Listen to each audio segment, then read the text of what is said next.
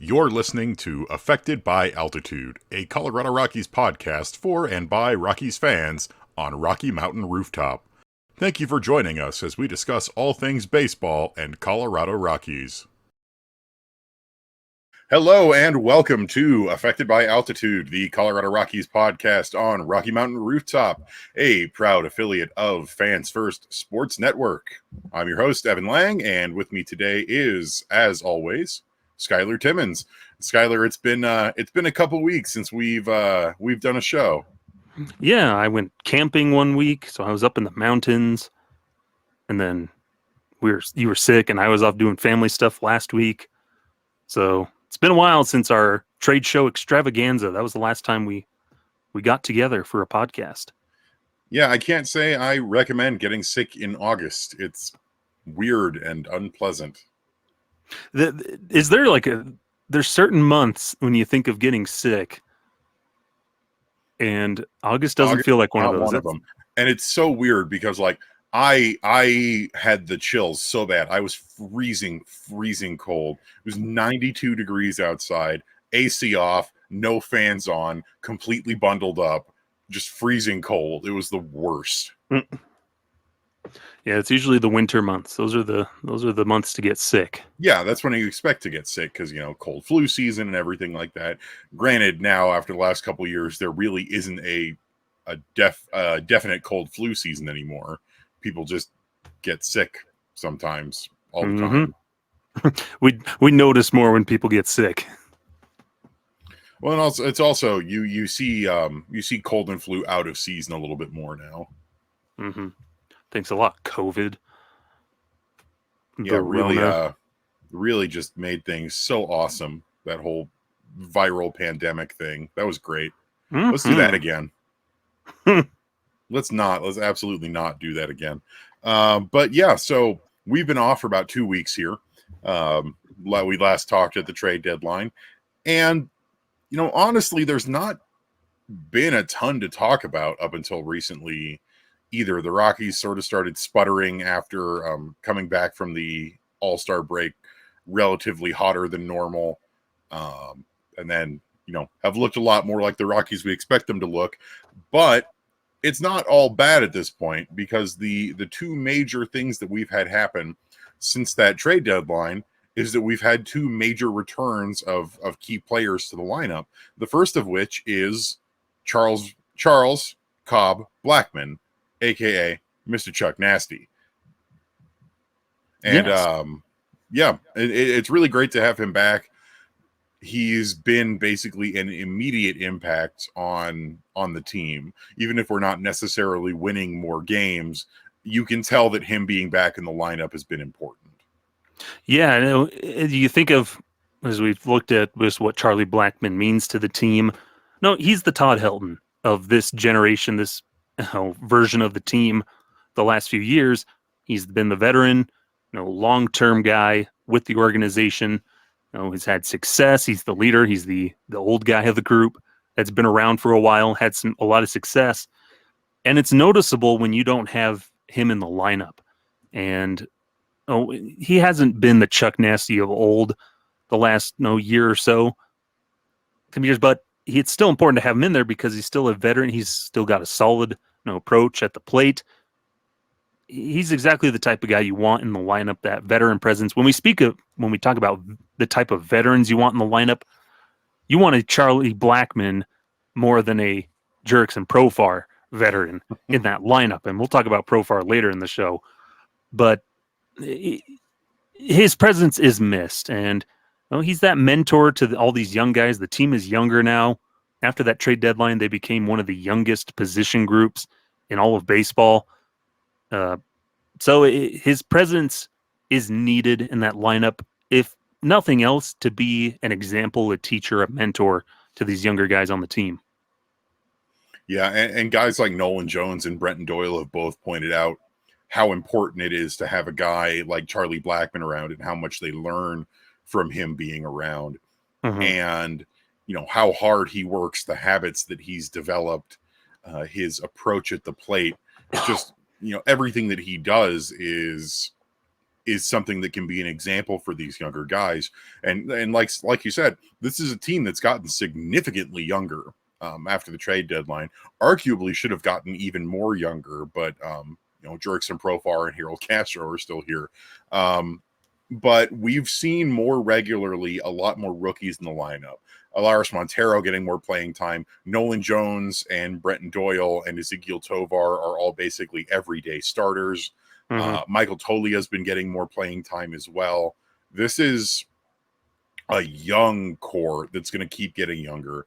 And having Charlie Blackmon back, he's not, he's a 37-year-old designated hitter at this point, but he's still got some gas in the tank. We've seen him make some nice plays in right field when he's played. And since he's come back, he's been pretty solid at the plate. He's still working on getting that power coming back, but he had a triple the other day, which, man, to see him really bust out the wheels, turn on the gas, and leg out that triple at 37 years old as the franchise's all-time triples leader. I love watching Chuck hit triples. Doesn't have any home runs yet, but you know what? One of the biggest things that stands out to me is, since he came back, is that he has not struck out a single time since he's returned to the lineup. Well, yeah, he's still got that old veteran approach at the plate. Again, relating him back to Todd Helton. Chuck's always had a good plate approach, and in the leadoff spot, he's been aggressive. He's hit home runs out of the leadoff spot. And as he's gotten older, he's refined that approach, where this year alone, his strikeout to walk ratio is pretty close. And in April and March, he had 15 strikeouts, 13 walks. May, 13 strikeouts, 6 walks. June had 5 strikeouts to 2 walks in just 8 games before, breaking his hand. And then here in August, no strikeouts, 4 walks. In just 4 games at time of recording, 15 plate appearances. He's got 5 hits, 4 runs scored, and that triple, couple of ribbies. So he's got that nice contact, solid approach at the plate where he's putting the ball in play and showing good vision at the plate. If he's not getting the pitch that he likes, he's taking his walks. And that results in runs and sets up the table for other guys. He's just back in showing glimpses of the Chuck Nazty of old that we all just kind of know and love. Where, we miss the 20-plus home run campaigns from Chuck. But he's now in a different kind of role, and he's fulfilling that and still putting up good at-bats.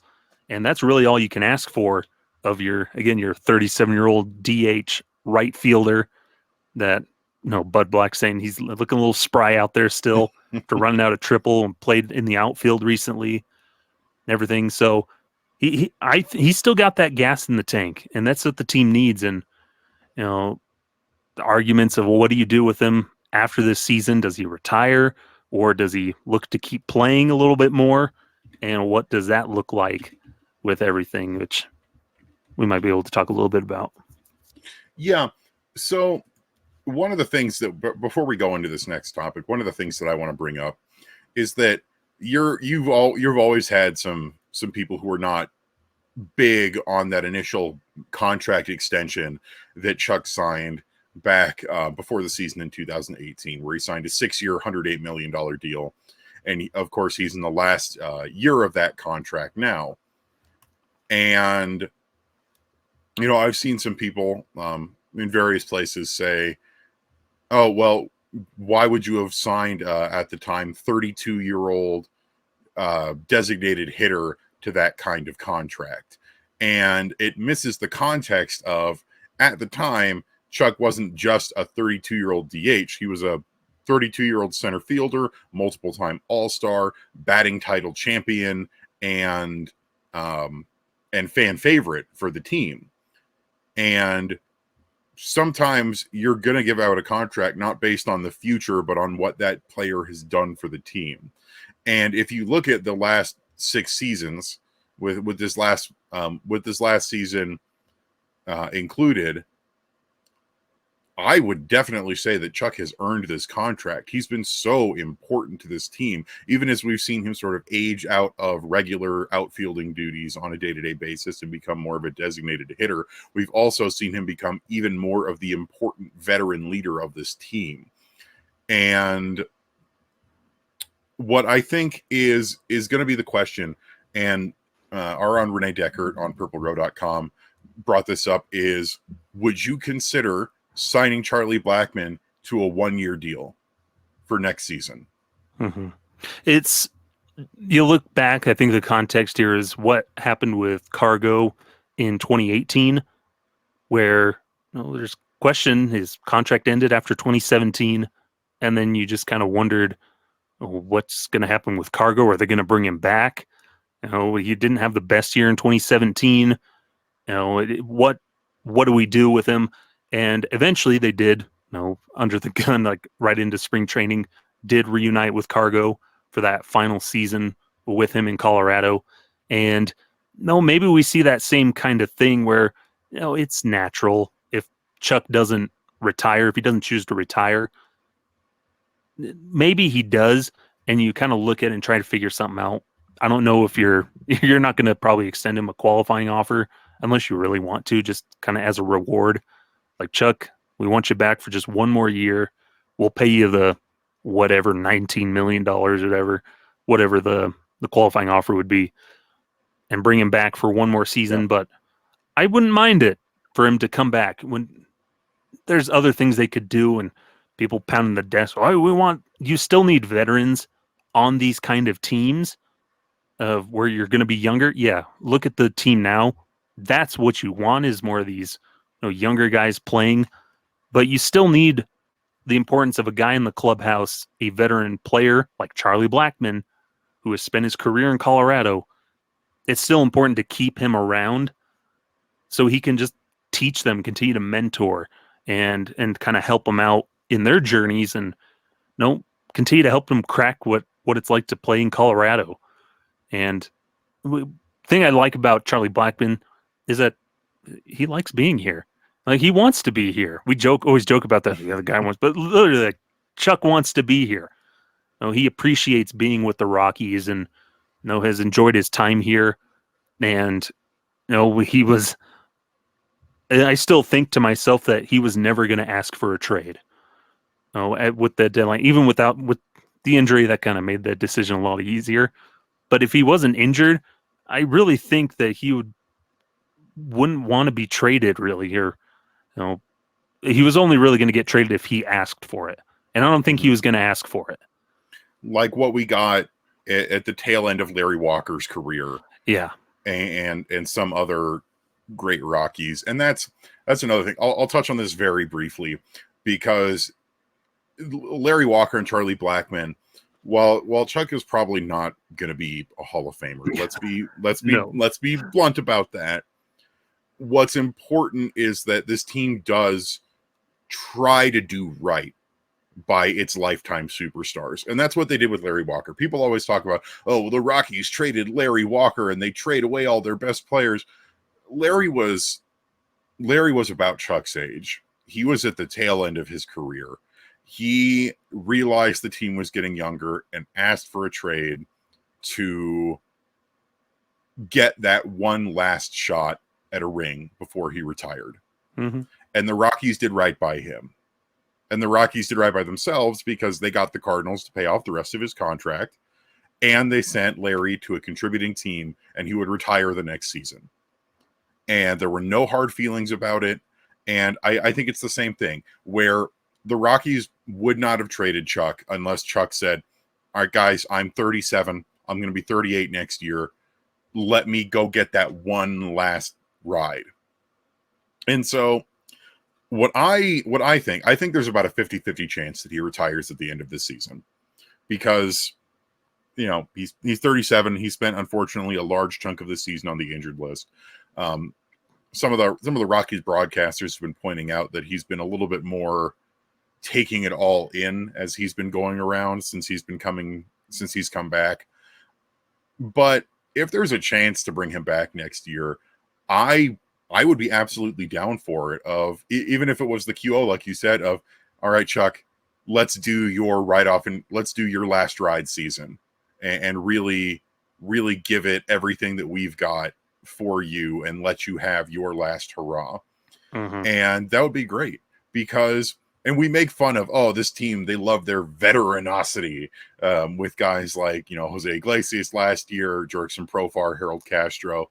But there's a difference between that veteranosity that we make fun of and real legitimate veteran leadership that guys like Charlie Blackmon provide. And like you said, that kind of real legitimate veteran leadership is important on a team that is so young.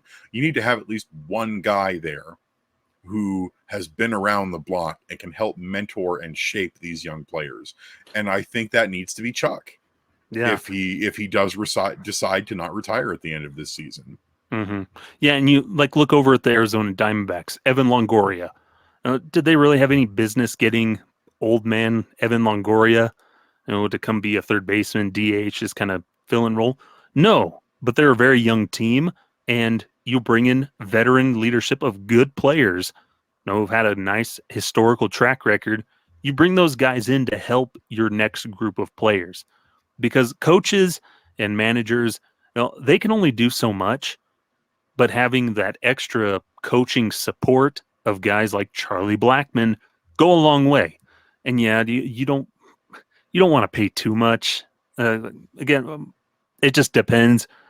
If you sign him for too much, you're damned if you do, damned if you don't type of thing. Yeah, he deserves some sort of reward. Maybe he would take a little bit of a discount, or accepts a qualifying offer if you extended that to him or something.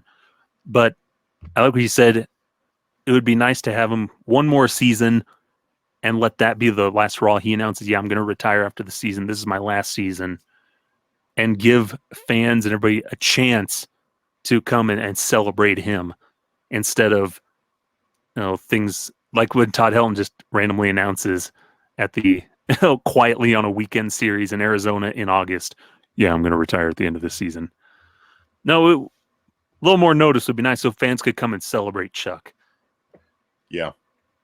But just give him, and even if they're not a Hall of Fame player, because you see Hall of Fame players, like we've seen Miguel Cabrera get his real last ride around the league this year. I think your lifetime players deserve that same kind of treatment, though probably it's not going to be as big a deal as guys like, remember when David Ortiz was retiring, or Miggy this year.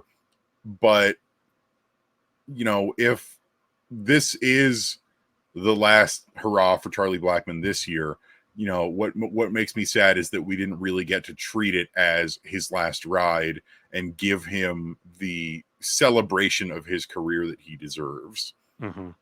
Unless he pulls a Todd Helton and just quietly announces it within the next couple weeks. Which is definitely something he could do. That's very much in his... That's very Chuck. It would be very Chuck. Like, he'll be out fishing or something, and then he'll just call in and be like, no, I think I'll be retiring at the end of this season. Yeah, or his wife will just post something on Instagram. That's how a lot of us knew when he was coming back off his rehab. Yeah. Yeah. When we knew he was coming back, it's because Ashley Blackmon, his wife, posted a video of her picking him up.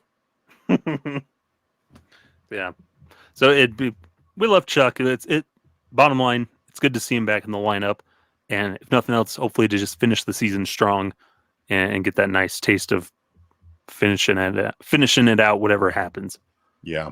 I would be remiss to say that I would hate if Charlie Blackmon's final season in baseball is the Rockies' first 100 loss season. It's probably going to be the case, though. Yeah. But then you also can't let that take away from how important his career has been to this team and this franchise and how much we all love him.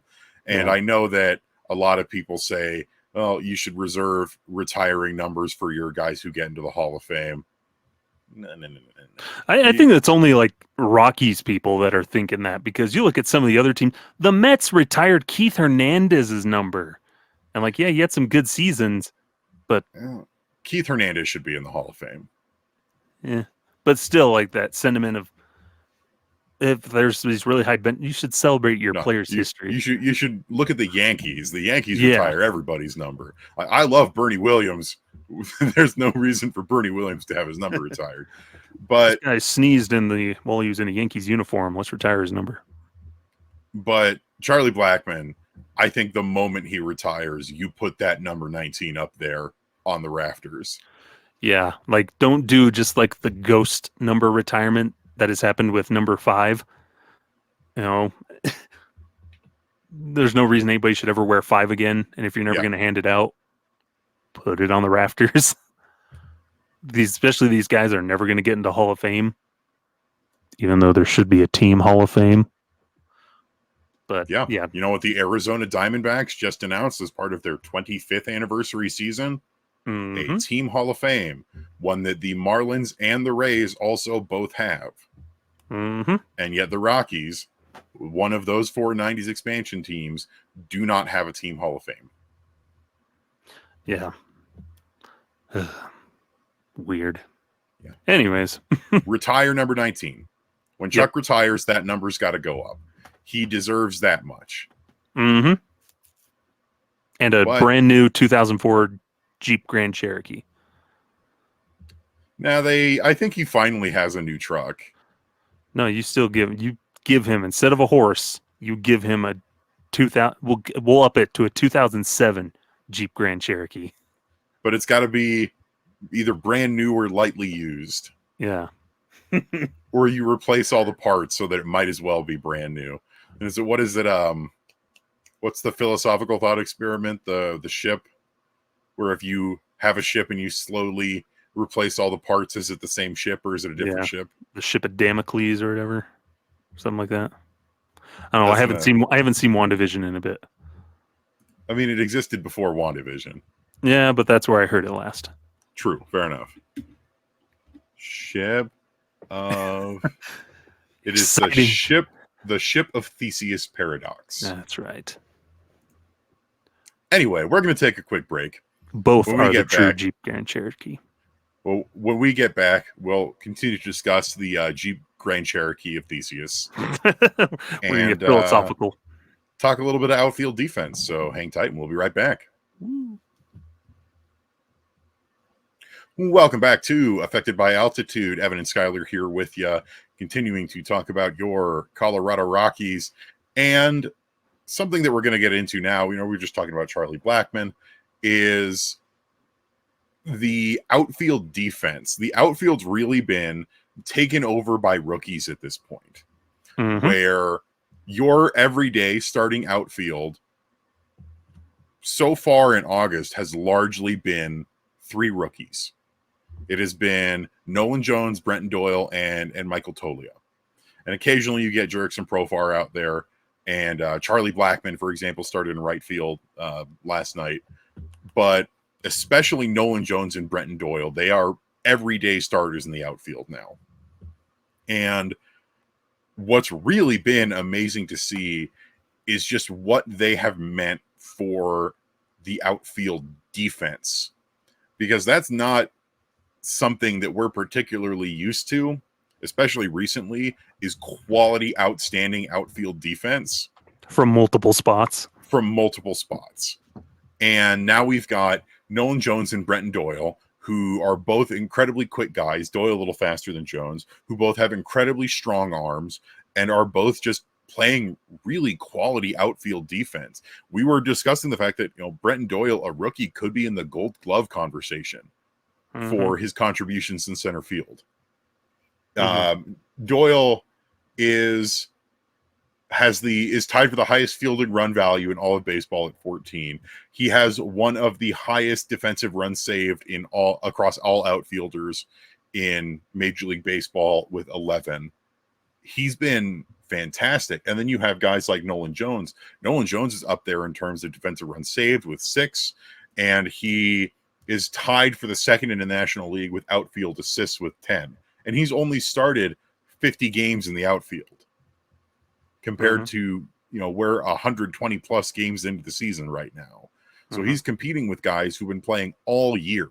and he's already earning top marks in DRS and outfield assists because he's got that cannon of an arm where you just don't run on the guy. Do not test that arm because he will gun you down. It's such an impressive arm. I liken it to Cargo. Because remember when Cargo's out in right field, he had that absolute howitzer of an arm. Yeah, it's good to see just there's no go on Nojo of especially both these guys of it's nice to see to have some success in the outfield, especially at Coors Field where defense in the outfield is so dang important. No, Brenton Doyle is finally the true center fielder that the Rockies have, complete package that the Rockies have really never had or have been looking for a long time. You think of the history of center fielders, there's not many that come to mind of just the complete package of unlimited speed and range out there, plus a really strong throwing arm. You've had guys with maybe one or the other, but Doyle brings in both. Like you said, he's second in the National League in DRS in the outfield behind Fernando Tatis Jr., who's really the only regular outfielder that's above both of these guys in some of these categories. He's first in outs above average in the National League. He's first in outfield arm runs above average, and he leads the league in ultimate zone rating with 15. And so Brenton Doyle is getting it done in center field, and then you've got Nolan Jones out there with that cannon. And this was a position, he came up as a third baseman and then played some outfield with Cleveland. And then the Rockies took him, and I think a lot of people were wondering, is he just going to have his days? Probably first base is where he's destined to play more. No, he has cemented himself and learned the outfield incredibly. There's a play the other day at Coors Field. He was in left field, and they launched the ball deep center field, and he comes out, tracked it all the way. He and Doyle are basically there at the same time. Deepest part of the ballpark, and Jones makes it look like an easy catch, even bangs into the wall. And yeah, it makes it look easy minus the fact that he cracked his jaw into the wall. Yeah. Because he comes down, and he's just like, but he's got the ball. And he made it look like an easy play. Like, there was never a doubt. Watching him run after it, he'd never showed this ball's gone. And he tracked it all the way and makes a nice little over-the-shoulder basket catch, nice and easy. And Jones, especially him learning a new position immediately, becoming really comfortable with it in his first season. At Coors Field as a Rocky, he's a rookie. He's tied the franchise record for outfield assists by a rookie. He's tied with Brad Hopp with 10. No doubt he probably beats that this season. And Brenton Doyle's just a couple behind him. So it's just cool to see that these two guys are really doing well. And we're not going to focus on Tolia as much, but Tolia holds his own out there. He's not bad in the outfield. But Jonesy and Doyle, man, it's just fun to watch them run around out there. Yeah. And I love that you mentioned the fact that both Doyle and Jones were basically there at the same time. Doyle is known for being a speedster. He leads the team in stolen bases.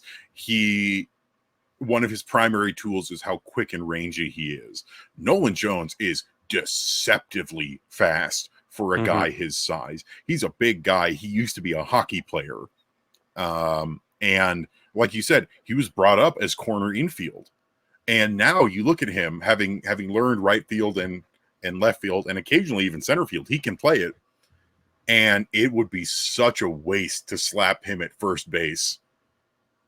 He's earned that outfield spot, which is crazy because now the Rockies have a ton of really interesting outfield prospects that are making their way to AA and AAA. You've got Benny Montgomery, Yanquiel Fernandez, Zach Veen, Jordan Beck. You've got a lot of guys. There's going to be some decisions to make, and guys like Nolan Jones and Brenton Doyle are going to make it hard for them.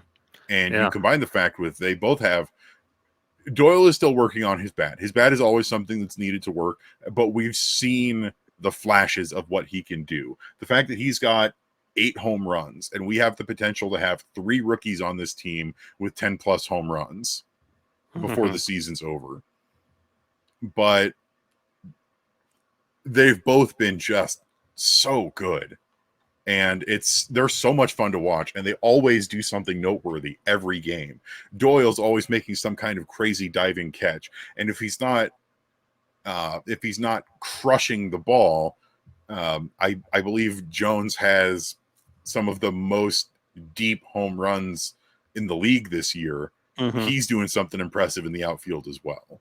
Yeah, and it just helps your pitching so much more as well when you have good outfield defense, because these guys have cannons, like we mentioned. So, that may keep a guy from trying to take that extra base, and trying to do a hustle double, or try to go first to third, or as we've seen, if that ball's not deep enough for a sac fly, or if it's not deep enough and the guy's coming around third, maybe trying to score, they get the stop sign. They're like, "Oh, I'm gonna hold up. There's no way I'm trying to run on these guys." That helps the team so much more. And we saw in July, pitching was better. Like, July was the best pitching month for the Rockies, partly less games in a way. But having that defense, outfield defense especially, I think that's a contributing factor to it, because they're cutting down runs. They're doing their job, chasing down balls that maybe fall for hits, stealing runs away, getting the outs. It helps so much more, where then the team doesn't have to focus so much on, everybody's got to be a ground ball pitcher, because we have to focus on our infield defense has to be better. The infield defense is good. The outfield defense is picking it up, where Coors Field, you don't have to worry as much now. Oh, it's such big real estate. Oh, no, you fill that space with guys who can cover it, and it's not a problem. And Nolan Jones and Brenton Doyle are proving that. Yeah. And think about guys like Austin Gomber.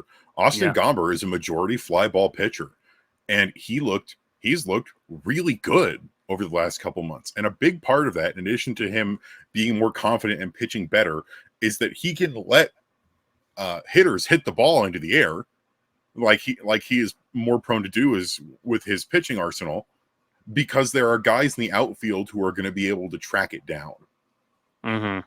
Yeah. It's like you said, not having to focus explicitly on ground ball outs, because that your outfield can take care of things. Mm-hmm. And that's just in the nature of the game itself. Defensive players are getting more athletic. Just the nature of the game. Everybody's just so athletic now. Your infielders, your outfielders especially, and you see guys ranging over. It's so important now. Defense, I feel like, has become even more important these days in today's game. Just the way pitchers pitch, and how hitters hit, and everything goes into it. You need solid outfield defense. You can't really afford to have a weak link out there anymore.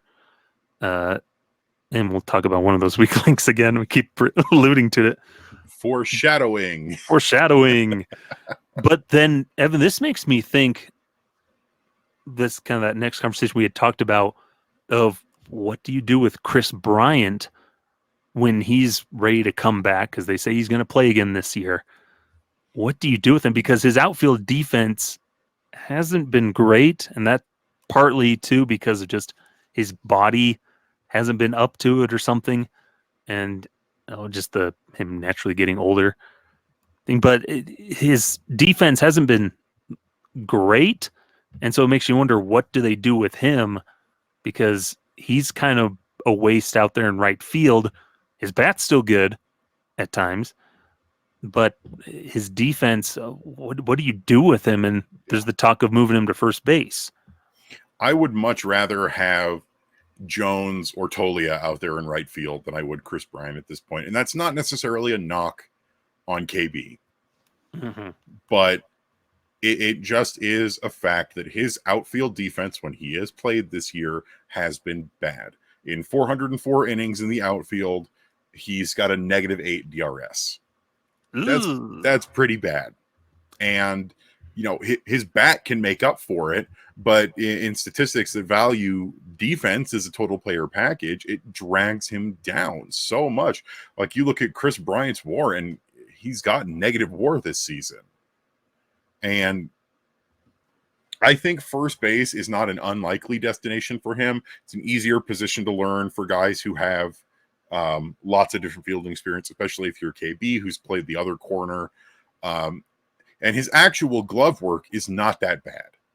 Mm-hmm. But he doesn't have the speed or the range. He just doesn't to patrol that outfield. Maybe in a shallower outfield, he would do a little bit better. But at Coors Field, he can't keep up there. Yeah. And I think the question is what you're going to do at first base, because we have so many guys who are going to be vying for this first base spot. You have Michael Toglia, you have Alaris Montero, you've got Grant Levine in AA, you've got Hunter Goodman in AAA. You're a little crowded there. And the problem is, I think it does a disservice to them to give KB first base for the rest of this season, if/when he comes back. Honestly, I'm not sold that KB is going to be back this season. He's still in the cast. He's still not swinging. It's been, we've had somewhat mixed messages on whether or not he's going to come back this year. Honestly, I think for the best, you might as well just shut him down and make sure he's fully healed again.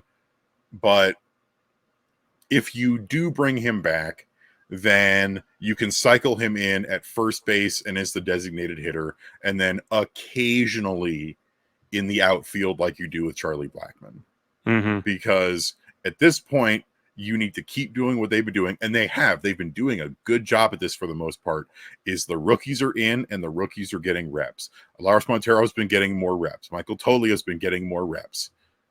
You need to keep doing that. And I think KB would be fine at first base. The issue is, and this is always an issue with this team, is that the logjam is there. There's a pretty easy way to open up that logjam too. Trade your prospects. Yeah. For pitching. And that's always been a thing, is that the Rockies hang on to their prospects, and they're going to have to start making decisions as they've got all of these outfielders and other guys coming up and being ready to make their big league debut. Of, you can't keep them all.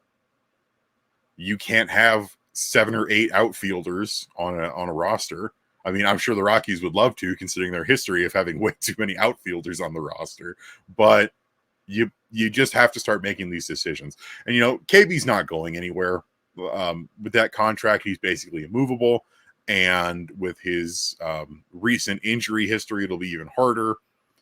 And that's not necessarily an awful thing. Like, I like KB. I think he can contribute to this team. We've seen that his bat, when it gets going, still has a lot of positives in it.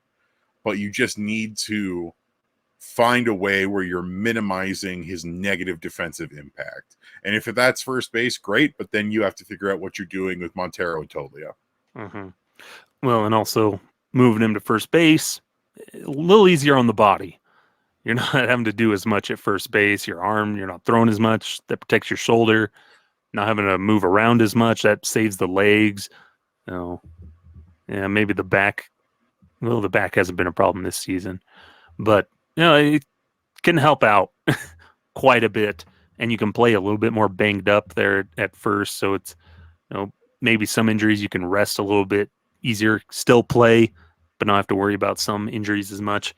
So I feel like first base seems like his future, and this is just kind of the corner they back themselves into, where, you're stuck with Chris Bryant, and he's probably better suited as your DH, primarily your primary DH, and then you can slot him into the other spots as needed. That's perfectly fine, but it's carving out a spot for him where you can maximize his value, and same with all these other guys, maximize their value. In a way, if Michael Toglia and Montero aren't figuring it out offensively, the big league level, there's guys coming up behind them that you can slot out, and then maybe you can figure out how to trade away those guys or relegate them to valuable spots that they can contribute. So a lot of decisions to be made, but I think the outfield defense is important here, and it's just making sure we're filling that out with the best guys possible who can play those positions. And we'll talk about it a little more in a couple minutes here. But a good example of the Chris Bryant dilemma is comes with Jurickson Profar. Jurickson Profar has been playing less and less in the outfield and more the DH position when he's playing, which is weird because his bat necessarily doesn't suggest DH, but it does keep the more positive value players in the outfield, as opposed to Profar, who is bad in the outfield, really bad. But, you know, eventually you can't just do that for every player on this team. You can't have 4 different DHs mulling around. Yeah, as much as Bud Black wants that to be the case, you just can't do that. You got to have a nice, steady lineup of guys playing. Yeah, but speaking of Jurickson Profar, he is going to be the primary subject of conversation after this quick ad break. Don't go anywhere. We'll be right back.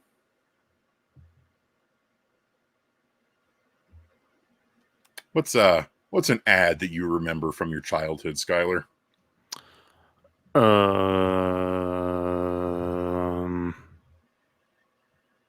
Man, I really don't know. I was gonna say, do you remember those Capri Sun ads? Oh, where they turned into like liquid metal T2 style. Yes, I remember those. Or the weird Airhead commercials. Oh, Airheads, they're out of control. The horrifying body horror that is the kid eats the Airhead and then he head turns into a giant balloon. There was a lot of body horror in the 90s. Do you remember the honeycomb commercials where like those regular people would turn into a horrible little gremlin? Oh yeah. That was pretty body horror because they'd be like their face would like bulge and their limbs would like contort as they morph into a horrible little goblin that just says honeycomb, honeycomb, me want honeycomb. Yeah. That's some Cronenberg level stuff to expose children to. Old commercials in those late 90s, early 2000s, just so out of pocket with so much stuff. Those were wild. Fun stuff. My greatest advertisement or a marketing device was, I don't know if you ever played the CD-ROM. It was like Captain Crunch's just like serial adventure type thing where you play the little Crunchlings. Oh, where you basically owned and raised slaves to perform for your amusement. Well, no, he wasn't a slave. You raise him and get him strong. Crunch berries. Yeah, you grow and you feed them peanut butter crunch or whatever. They're in the cave and you do 3 little mini games to train up until you can take on this bad guy, this orc-looking creature, and you defeat him in a skateboarding competition or one of the other activities. That's so 90s. We're going to save the world with the power of extreme sports. It's true. That was a fun game. I sat there and played that all the time on the computer. Crunchitize me, Captain. They should have had if they're so into extreme sports, they should have had a tie-in with Rocket Power. Mm-hmm. Well, this has been 90s advertising reminiscing with Evan and Skyler. Welcome back to the show. What other ads did you like from the 90s? Please leave a comment below and we'll discuss them in our next episode. But in order to kill time, we're now going to talk about Jurickson Profar and Harold Castro. The 2 guys that didn't get moved to the trade deadline in terms of the veteran position players that a lot of guys, a lot of other guys got moved on. CJ Cron, Randall Grichuk. You had a bunch of the veteran pitchers get moved on. But Profar and Castro, they stayed put. And, you know, part of it is because value-wise, you were probably never going to get a big return on them. But what's been interesting is we've seen Harold Castro get less and less playing time with the return of Brendan Rodgers. But Jurickson Profar has still been getting a lot of time in the Rockies lineup this late into the season. And it really is odd because his performance doesn't really justify it. Yeah, he has been good. Jurickson Profar is statistically one of the worst players in baseball this year. And that's not, it sounds hyperbolic, but it isn't when you look at the fact that he's got negative 1.5 RWAR per baseball reference. He's barely batting over the Mendoza line at 238. His on-base percentage is not that great, despite the fact that he's been touted as being able to draw walks, which, yeah, he draws some walks every now and then, but 317 on base is not that good. It's not awful, but it doesn't really justify him around, along with that slugging percentage of 369. So he's got an OPS plus of 77. Mm-hmm. And you combine that with the fact that he is one of the worst overall defensive players in the league, not just outfielders in the league, one of the worst defenders in the league, period, with negative 11 defensive runs saved. Mm-hmm. Yeah, and it's odd because if you look at his career numbers, he's pretty much playing to his career average. Oh, he's not doing worse. He's not doing better. He's just playing the same as he always has. It's just exemplified even more this season, for the price that he's playing at, and being an everyday starter. Yeah, he puts the ball in play. He does that stuff, but when he does put the ball in play, he's just not doing that much with everything. 238 average, 317 on base, 369 slugging, got an OPS plus of 77. So he's not really doing all that much of what you would want him to do. He's playing more to, this is a guy that should be your fourth outfielder. No, should be maybe getting a start or two, a couple starts during the week, but shouldn't be your everyday player anymore. The power is not there. He threw out the random 15 home runs last season. That looked like some hopeful that he could have replicated that, but he's not. That's just not who he is anymore.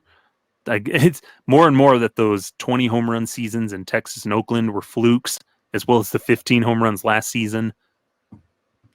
So he's more of that. He should be a guy that's on your bench, getting a couple of starts during the week, not playing every day. Yeah, because offensively he's getting what he's always been advertised, but defensively, anything he can do offensively is quickly negated by just badly he is in the outfield. And we've talked about this before, that at the beginning of the season, he was looking pretty good out there, making nice diving catches, playing the position pretty decently. But then as the season's gone on, it's just kind of become, I don't want to say lazy, but it's just kind of been uninspired for a lot of the season, where, yeah, he's still putting out his effort, but he just doesn't have the range and motion and the natural movement out there that's beneficial. And it gets magnified even more when you look at the other guys that are out there in the outfield with him, like Brenton Doyle, who's out there in center field, and Nolan Jones, where you begin praying like, man, I hope they don't hit it to left field. Yeah. And part of it, I think, is, so he missed a little bit of time with a knee injury. He didn't go on the IL, but Bud Black said that knee's been bugging him for a little bit. So I wonder if he's been a little more injured than we all thought since fairly early in the season. Because at the very beginning of the season, he was making some impressive plays and he was getting it done out there. But he really hasn't for a large part of the season after that. And it just makes me wonder if he's been hurt. Well, yeah. Like we were talking about, playing outfield is tough on your legs, especially at Coors Field with all that ground and running around in major league ballparks in cleats, or whatever the guys are wearing, the rubber cleats or whatever they're wearing. But it's a lot of that impact on that ground. It does some damage. It hurts the knees and all the different ballparks and different, having to change elevations and everything. Running around as much as baseball players do, and some people don't sometimes think about, it's just murder on your knees as an outfielder, with all the running that you have to do, the sudden bursts and quick impacts, and trying to sprint, you're jumping and diving and twisting, all this kinds of stuff, sliding, all kinds of stuff. And yeah, I think when he had that twisted knee, it makes you think, I wonder if this has been bothering him longer than we thought it was. Because I remember we were talking, And all of a sudden, he just looks like he's not hustling out there. Yeah. He's not going all out. And you hear that and then you're like, oh, that would explain a lot of things of just kind of this continual decline in his motion and being able to play defense and run. Yeah. And it's tough because you look at all of his numbers. His ultimate zone rating is negative 2.8.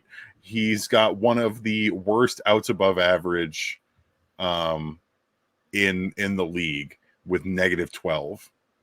And other guys on that list in the lower bottom, you've got guys like Kyle Schwarber or Spencer Steer for the Reds or Vladdy Jr.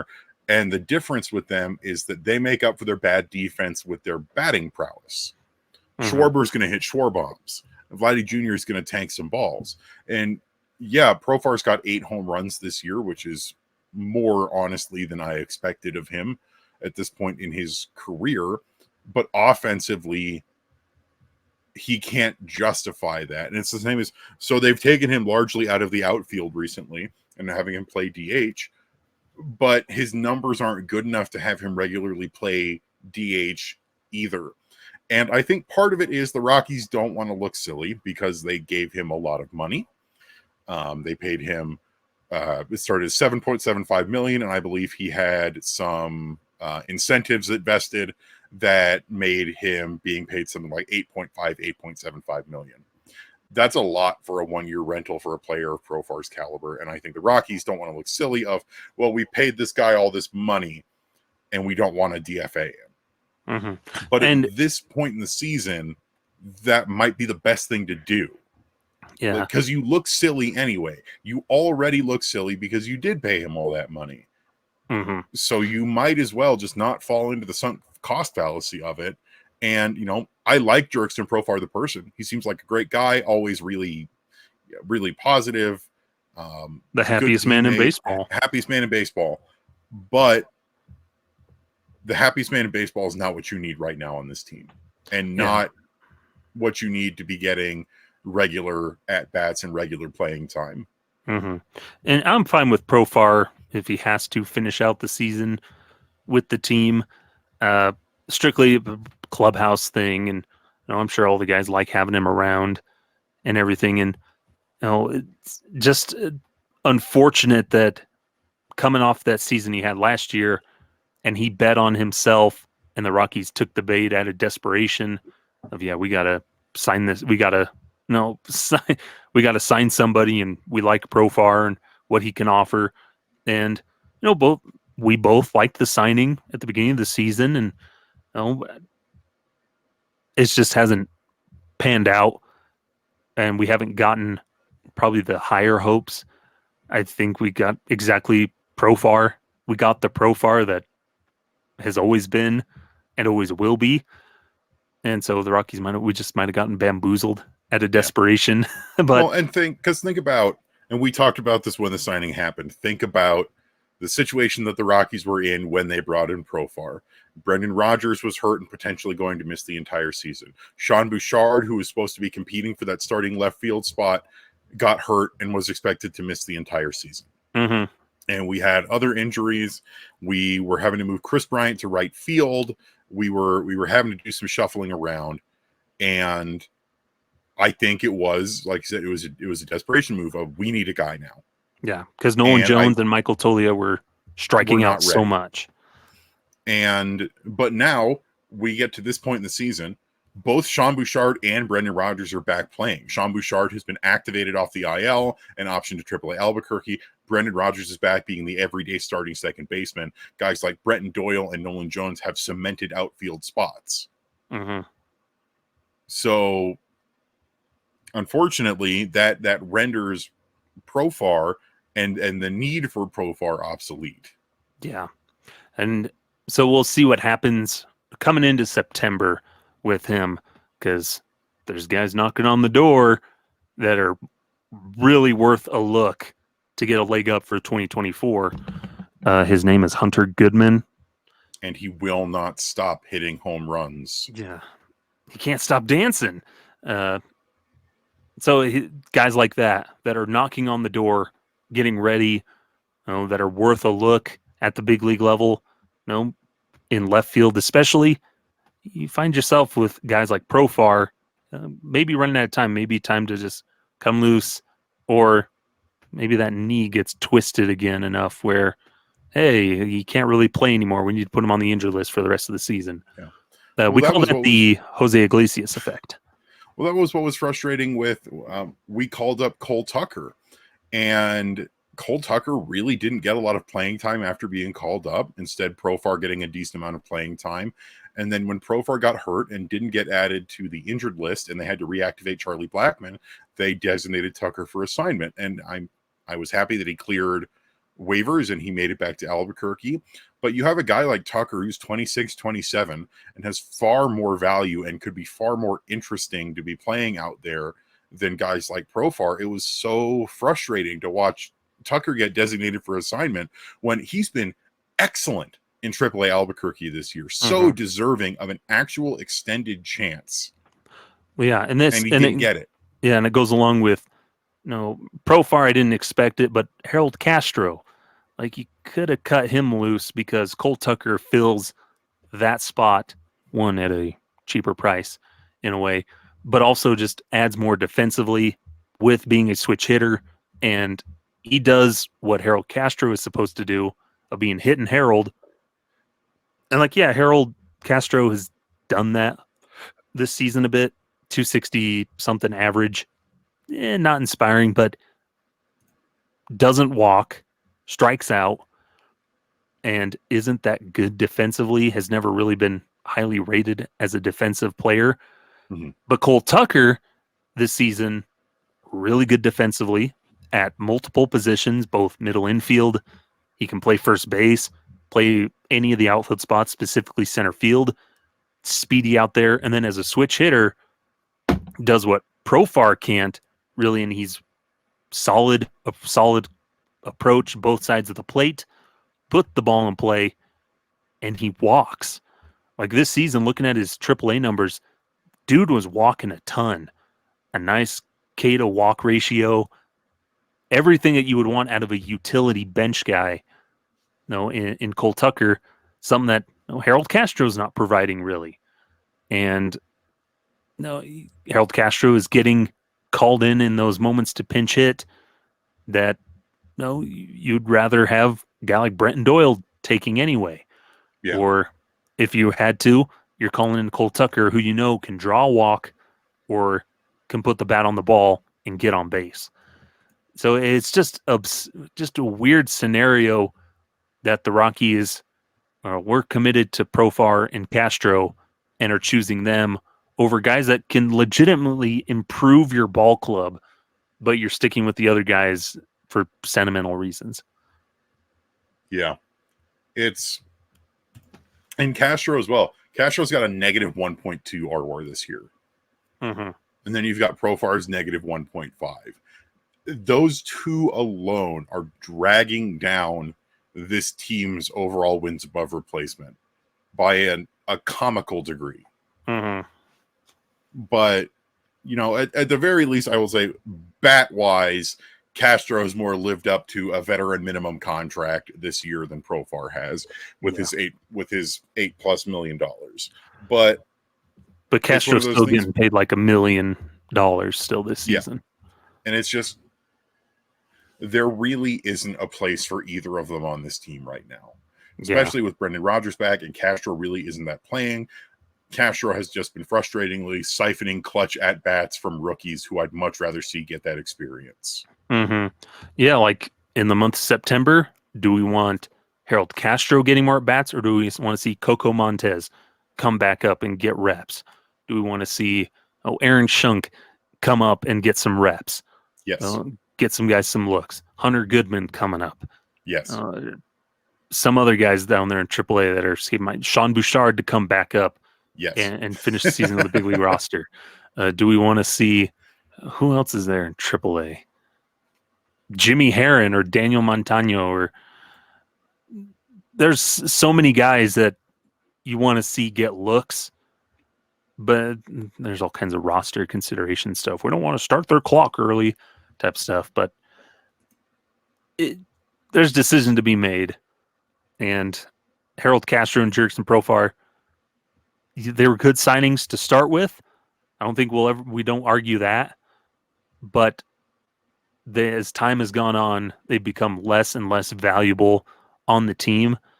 And on 1-year deals, you got to cut those guys loose at some point, especially in a lost season. If you're just putting them out there to save yourself, putting a rookie out there because you don't want to pay them or send them out there and start their clock, you got to figure something out. Yep, pretty much. I mean, there's not a whole lot more you can say on that. So I guess we'll just have to wait and see. And we can go ahead and move into our last segment. And since it's been a little bit, we're a little bit late, but we're going to talk our July players, pitchers, and MVP of the month. Woo! So we might as well dive right into that. Let's start with position players. Skyler, who do you have as your position player of the month? July was a little weird. Yeah, because mine isn't even on the team anymore. And that's Randall Grichuk. Once again, a player of the month for me, who's now with the Los Angeles Angels. But Grich had a good month of July and really helped that trade value overall by the end of the month, where Grichuk in 16 games had 21 hits that led the team, 13 runs scored, that led the team, 3 doubles, had 6 home runs, that led the team, 9 RBIs, put him tied for second behind Crony and Ryan McMahon, but 8 strikeouts, 3 walks. He batted 350, 391, 700, had an OPS of 1.091 for the month of July, and that ultimately helped him up that trade value and get sent over to the Angels to net some pretty good prospects back in return. But a good month of July for Randall Grichuk, and now he's on the directionless Los Angeles Angels, unfortunately, who doing who knows what. But good month for him with the Rockies. Yeah, and my position player also Randall Grichuk, and I think him getting that value for himself for the trade deadline also helps him really be that position player of the month, because he got 2 pretty good pitching prospects in return for sending him and CJ Cron over to the Angels. And man, I posted pretty much every time he did something. Randall Grichuk trade value going up, because that's exactly what he did. Like you said, he hit most of his home runs in the month of July on the season, hit that OPS of over 1,000. He was fantastic. Mm-hmm. And he really did. He just kept driving that trade value up, and the Rockies were able to get something good for him. And that's exactly what we wanted from him in the month of July. It's the same for CJ Cron. CJ Cron probably be my runner-up for position player of the month, because he also had a really good month of July after coming back from the injured list, where CJ hit 322, 355, 627 for an OPS of 982. Yeah. But definitely Randall Grichuk. Yeah, and luckily we were able to fleece the Angels, because CJ Cron's back is once again bothering him over there. So he was good and healthy for 16 games or so in July, and then goes over to the Angels, and I think he's back acted up again. Yeah, and he's back on the IL. And we're back over here just like thanks for the prospects, chumps. Yeah. Unfortunate for CJ Cron, but at least he was able to have that good stretch to up that trade value. And now the Angels have to call up their first round pick of 2023 to come play first base. Which is wild. Mm-hmm. Crazy stuff. And, Randall Grichuk also has fallen off a little bit since getting over to Los Angeles. His batting average since joining the Angels is just 167, but he does have 3 home runs and a triple. Yeah. So it may be the Angels are just bad at everything. Lucas Giolito's been doing terrible since coming over there. Yeah, it's unfortunate for them. Poor Shohei. I was pulling for them, honestly. Yeah, but Shohei Ohtani can only do so much. Yeah, at time of recording last night was so wild, where they turned a triple play to keep things tied in the 9th. Shohei Ohtani hit a grand slam, and still the Angels lost.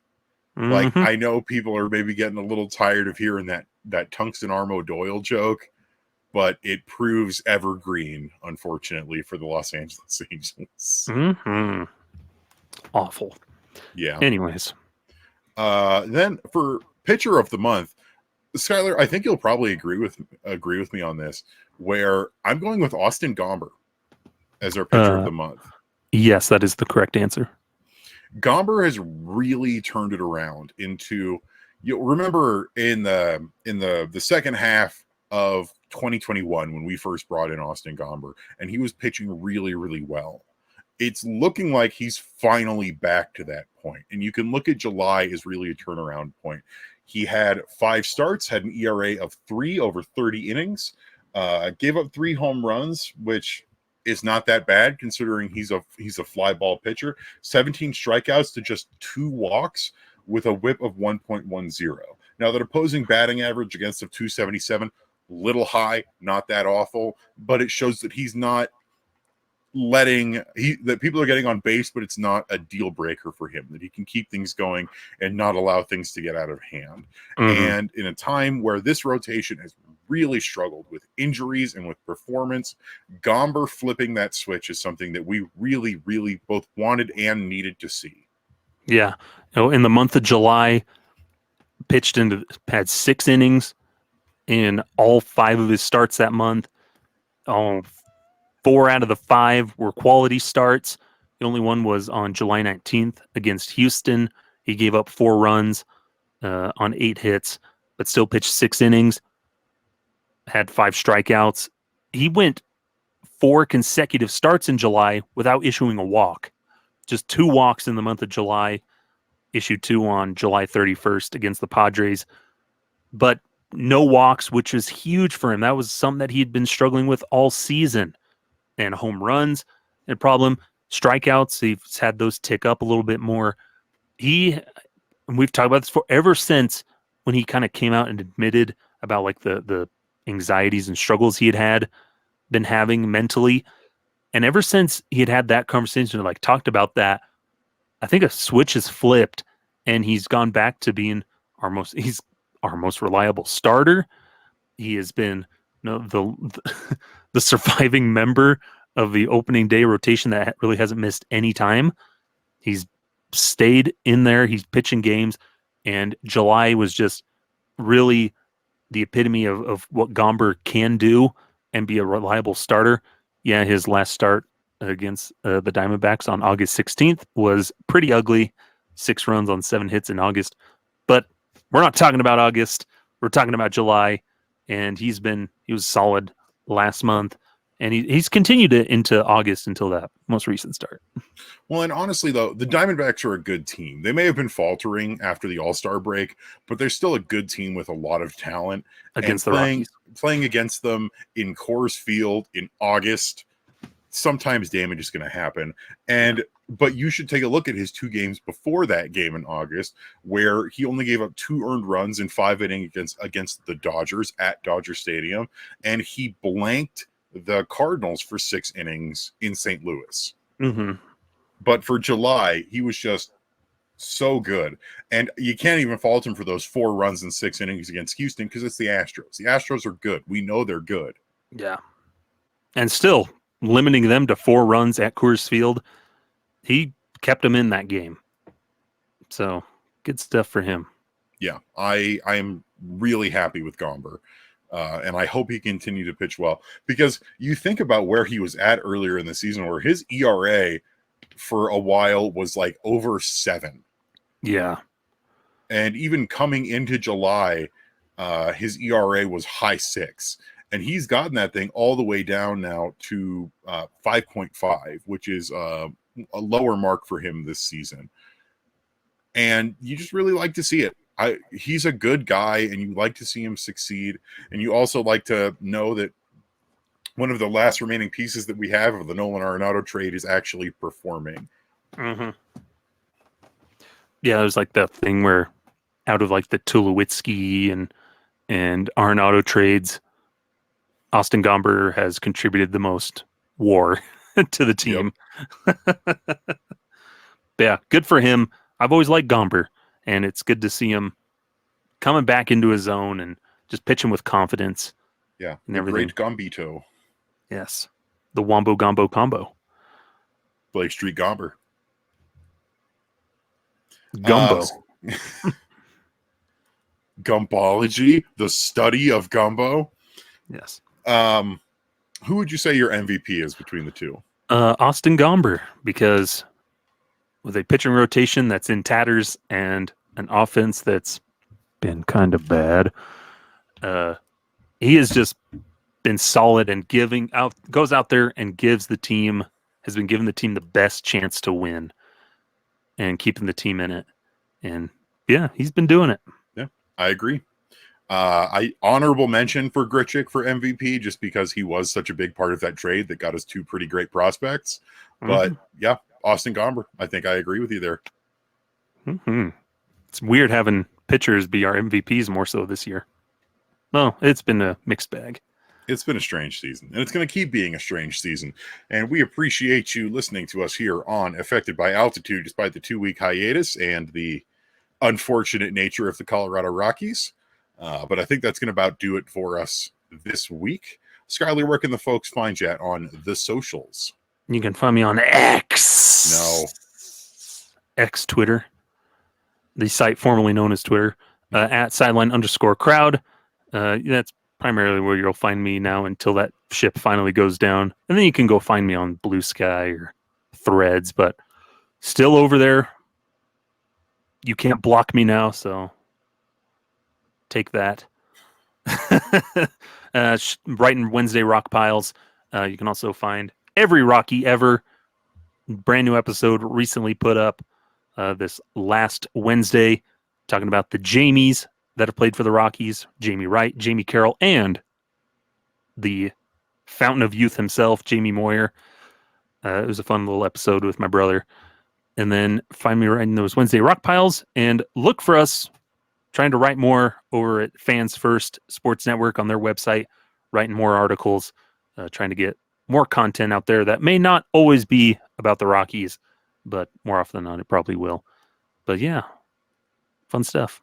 You got to stick with what you know sometimes. Yep. And if there's one thing we know, it's Rockies baseball. Yep. How about you, Evan? You can find me on Twitter at Evan_Lang27. I would love to hear from you. I still refuse to call it X. I think that's stupid. And I think that if they do indeed try to remove the ability to block people, that could potentially be the final death knell of that website, which if it happens, good riddance, I suppose. You can also find me on Blue Sky at evanlang27.bsky.social. As I get more followers there, I'm going to post more there. So, keep an eye out on that. Feel free to follow me over there. You can also hit me up on the Purple Rose, doing usually Thursdays, but this coming week I'm doing Monday instead. I switched with Kenneth. And you can also find us at the Rocky Mountain Rooftop Twitter, which is at Rocky Mountain Rooftop. That's at ROCKYMTN Rooftop.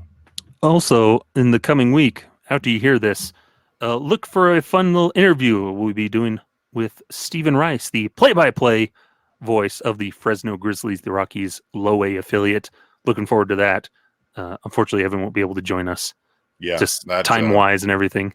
Time-wise, unfortunately, I've got to be at the day job, but I'm really looking forward to hearing what Stephen has to say and what you guys are going to ask him. I think that's going to be a great interview. Stephen is awesome. The Fresno Grizzlies are awesome. They're always really fun to watch. Yeah. I highly recommend checking them out if you haven't already. Yeah, and it'll be fun to talk about some of the new draftees and just the younger guys to be on the lookout for down there in Fresno. Like Cole Carrick and Kyle Karros. Yeah. No, it'll be fun because we hear about all the big names, but maybe ask them about some of the other names that aren't as highly touted, but may have some potential. So it'll be interesting to talk to them about it. And be on the lookout with every Rocky ever. Still trying to get some things cooking there. Get some more people on there. Like we had when I had Patrick Lyons and stuff.